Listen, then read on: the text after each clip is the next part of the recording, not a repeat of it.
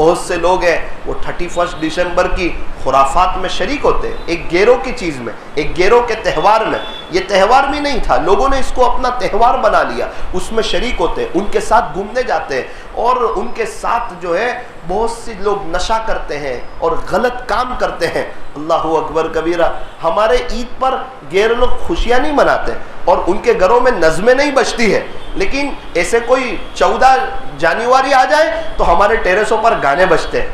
وہ لوگ صحیح نہیں ہو کر بھی ہماری بات نہیں مانتے، اور ہم صحیح ہے. ہم اللہ تعالیٰ نے ہمیں حق پر رکھا ہے، ہم اللہ کو ایک مانتے ہیں، پیارے نبی کو اللہ کا سچا رسول مانتے ہیں، اور ہمیں پتہ ہے دین میں 100% کامیابی ہے.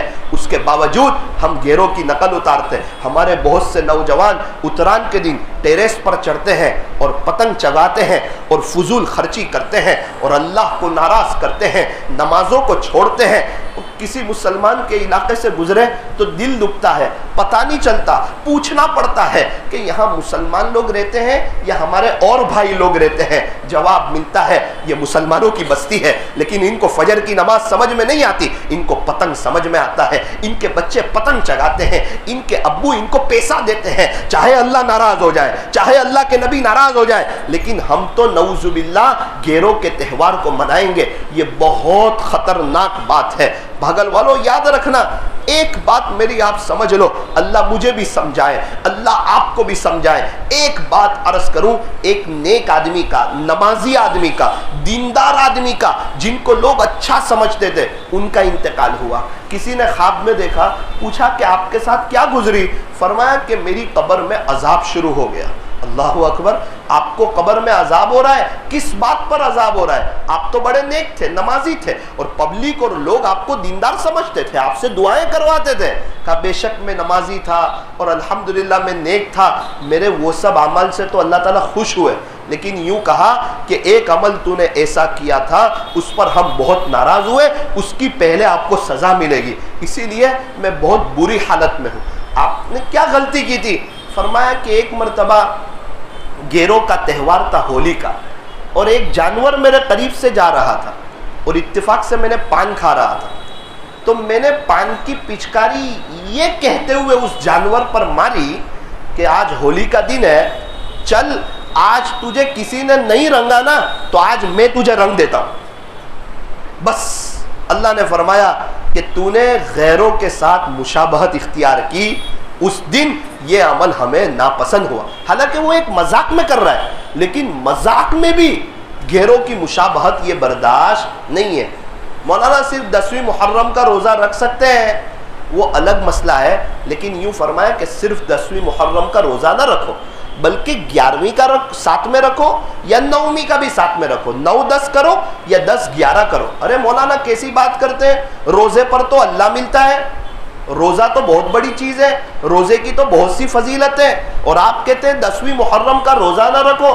ارے بھائی 10ویں محرم کا روزہ اس لیے نہیں رکھنا کہ یہودی لوگ 10ویں محرم کا روزہ رکھتے ہیں، تو ان کے ساتھ ہماری مشابہت نہ ہو جائے. اللہ اکبر.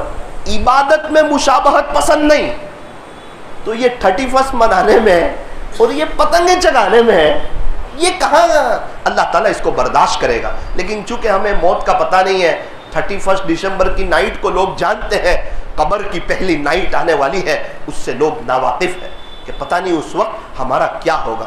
اسی لیے ہمیں بھی بچنا ہے، ہمارے بچوں کو بھی بچانا ہے. پورا سال گزر گیا، ہم اللہ کو منا نہ سکے، ان کے اعتبار سے راضی نہ کر سکے، صلح نہ کر سکے.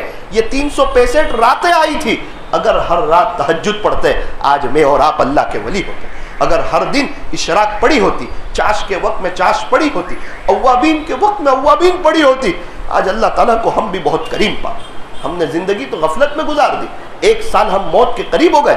کیا پتہ 2023 ہمیں پورا ملے گا یا نہیں ملے گا، کیا پتہ 2024 میں کون کون اللہ کے پاس چلا جائے. اگر نہیں بھی گیا تو اس کی زندگی کا 1 سال کم ہونے والا ہے. اس کی محبت بھی نہ ہو، اس کو دیکھنے کا شوق بھی نہ ہو، بلکہ ہو سکے تو جہاں خرافات ہو رہی ہے انسان مصلی بچھا کر نماز پڑھ کے اللہ کے سامنے رو رہا ہو، تڑپ رہا ہو. بہت سے مسلمان علاقوں میں 31 ایسے منائی جاتی ہے پتہ ہی نہیں چلتا یہ اپنا علاقہ ہے یا کسی اور کا علاقہ ہے.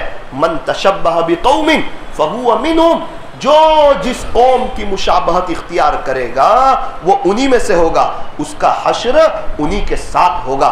اللہ تعالی ہماری حفاظت فرمائے. اس لیے سارے حضرات نیت کرے کہ انشاءاللہ ہم 31 دسمبر کی خرافات میں شریک نہیں ہوں گے، انشاءاللہ ہم دیکھنے کے لیے نہیں جائیں گے انشاءاللہ، اور ہم اپنے بچوں کو اور اپنے آس پاس والوں کو شریک ہونے نہیں دیں گے.